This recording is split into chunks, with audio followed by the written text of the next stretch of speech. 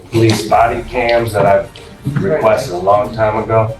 I paid for half of them, have not received them, have not been able to go through any evidence where they're trying to get me on crimes before the initial stop. In this case, and then we also have the 2 civil infractions that I plan to handle after we finish with the jury trial. I just wanted to have a short pre-trial to ensure that we are ready to proceed on that jury trial. And so, Attorney Stolman, are you ready to proceed today with the jury trial? Yes, Your Honor. Okay. And Mr. Renfro, are you ready to proceed today on the jury trial?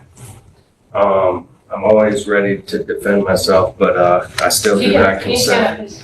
I still do not consent to these trials. These are done on fraud for the tickets were what initiated the stop, and now you're trying to get me on a crime that hasn't even been, we haven't dealt with the initial problem here.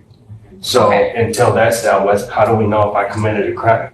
All right, well, one, I'm not trying to get you on anything that's not, stop, I'm not finished. Mr. Renfro, you stopped speaking and then I started speaking, and to be honest with you, it doesn't really matter. When I start speaking, everybody else stops. That's how court works. I've already warned you of that multiple times. So don't test me today, because we're gonna be in front of a jury, and if we start doing it in front of a jury, like I've also told you before, it's not going to happen. I will excuse them, we will have a conversation, and I will hold you in contempt, okay? As I was saying, I'm not trying to get you on anything. I'm the court, prosecutor's office, files charges. There's 1 misdemeanor charge, there are 2 civil infractions. You will have the opportunity in your trial to question the officers and to have those questions answered that you have about why you were stopped and et cetera, That's why we have the trial, and that's why we're having the trial. I am well aware that you do not consent to these proceedings. I am well aware that you don't think the legal process in and of itself is legitimate, but the simple fact is that it is, and you are supposed to be here, and we are moving forward with this case today. So, what we will do is this. Now that we've established that everybody is ready to go on the jury trial, I will let the jury board know that we are ready and that we are proceeding today. So anyone who has witnesses that need to be here, make sure that they are here. Make sure you have all your documentation in order. If there are any exhibits that the parties wish to present, I would appreciate if you at least try to exchange those exhibits in advance. I know this is a little bit more difficult case than some others, but at least try to do that and let the other person know. Maybe there could be a stipulation or not, that's okay. And then the last thing before we take a break, which is what we're gonna do, we're gonna take a break so that we can handle the rest of the cases that are here, and then we'll start the jury trial. The issues of jurisdiction, I've already ruled that this court has jurisdiction. That's not an issue that gets brought up in front of the jury. I have a right to. Don't. You can object to evidentiary hearings or evidentiary hearing issues. You cannot object to jurisdiction in front of a jury. If you do it, I'm going to excuse the jury, and I'm going to hold you in contempt for not following the rules of court. These are not my rules. They are the rules of the courts of Michigan. In this big book here that I hope you've read, because you're getting ready to start a jury trial, and I really hope you've read these because it's the court rules and the rules of evidence, and you need to know these things. Because if you don't do it right, I'm not going to give you any leeway on that. We've already talked about this. One more time, Mr. Renfro, are you sure that you do not want to speak to an attorney about this matter before you move forward? I'm sure. Actually, I do not have my discovery for the case. I haven't been able to go over the evidence. It has not been served to me. I do not have the police body cams that I've requested a long time ago. I paid for half of them, have not received them, have not been able to go through any evidence where they're trying to get me on crimes before the initial stop was a civil infraction and somehow bred a crime out of that. It's an unarrestable offense, the civil infraction. You cannot, that's fruit of the poisonous tree. So now we're here on crimes and taking care of the initial problem. So the tickets have to be first, and we're not moving anywhere until we get that clear.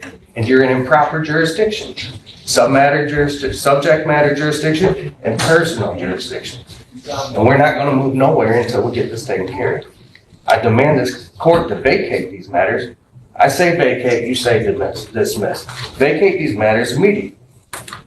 The defendant claims the original traffic stop was a civil infraction and therefore cannot lead to a crime, a common sovereign citizen argument, and a legally incorrect one. The judge shuts this down immediately, explaining that these questions are exactly why a jury trial exists, not a reason to stop one. Done? One, I've already said that I'm not going to vacate, and dismiss is the right word. I already said that. Two, I've already said that jurisdiction is appropriate. We have subject matter jurisdiction in this matter. We also have personal jurisdiction. Subject matter jurisdiction is because you're in a criminal court in the state of Michigan, and that is what we are dealing with. In fact, it's a misdemeanor, so you're in the right criminal court being district court, so we have just subject matter jurisdiction. We have personal jurisdiction over you because it alleges that this matter happened in Burton, and Burton is in the jurisdiction of the 67th District Court. So we have both personal and subject matter jurisdiction. Those issues are laid to rest. If you want to bring them up again, you can bring them up on appeal. You will not bring them up again in this hearing because we are getting ready to start a jury trial, and those are issues that are not appropriate to bring up in front of the jury. And as far as your issues of civil infractions leading to misdemeanors, happens all the time. All the time. And it is legitimate as established by our Supreme Court. So you can say that if you want to, but your argument is inaccurate. Once again, Mr. Renfro, your argument is inaccurate. You didn't answer my question. My question was, do you want to speak to an attorney before you move forward? I'm a competent man. It's a yes or no? Lawfully competent man, no. No. The answer is no. All right, I've asked you that question many a times now. I don't feel like I need to ask it to you anymore. You've established very clearly that you're going to represent yourself in this matter, for better or worse. Attorney Stolman, do you have anything that you would like to say in regards to any of the issues that Mr. Renfro has brought up? Judge, I know he has not made a demand for discovery or request for discovery. I'll give him another copy of the police report. It's the only thing he's asked my office for, another copy. I believe he has made a FOIA request to the city regarding documents. I don't know whether or not that request has been granted, but I don't believe the FOIA request was all relevant to this case. I believe it was for more documents. And I believe, Mr. Renfro, you've stated that on the record previously, that the body cams, or whatever those were, that you FOIA'd them. The prosecutor's office is required to turn over to you all of the evidence that they have and all the evidence that they plan to use, and they have done that. We've had discussions about discovery numerous times. We're not going to delay the trial any longer. So we're going to have this trial today. This is where the tone hardens. The judge makes it clear. When the court speaks, everyone else stops. Jurisdiction has already been ruled on, and if the defendant brings it up in front of the jury, contempt is on the table. This trial will move forward with or without his agreement. Okay. We have no exhibits that we're planning to introduce. We're just going to have the testimony of the officer and Mr. Renfro if he chooses. Okay. Are you trying to say something? Is the warrant in here? I don't see the warrant. Or the, This is the second time you've been given those documents. Do you have the warrant from last time? Or the other time I've that asked someone this gave you that? court numerous of times for the discovery. I have to have it to fight in the trial. I have to have the exhibits to be able to see what's going on or the moves that were made to get me in this position. So that Answer the warrant, question, Mr. Renfro. The question was last time when they delivered to you the discovery after you refused it, because you actually said you didn't want it because you were confused about how court rules work. You got the discovery. Did you get the warrant in that discovery? It's not necessary, I didn't just get so the you know, but I'm gonna discovery. make sure that you have it. Do you have it or not? No. Okay, the answer is no. So here's what I'm going to do, unless there's an objection. I am going to provide the statements for probable cause as well as warrant and complaint copy out of the file. So Mr. Renfro has that. He doesn't have any complaints about not having it. Mr. Our Attorney Stolman, do you have any objection to that? No, no. Okay, all right. So we'll make a copy of that, Mr. Renfro, and I, quite frankly, I'm pretty confident that this has already been given to you, but we'll make you another copy so that you have it right now. I can copy that. Okay, all right, we will pause on this matter and we will come back in not too long and we'll get started on that jury trial. Thank you, everybody. Thank you. Selena Stillman. Anybody from Speedway? Is there anybody from Speedway? Thank you.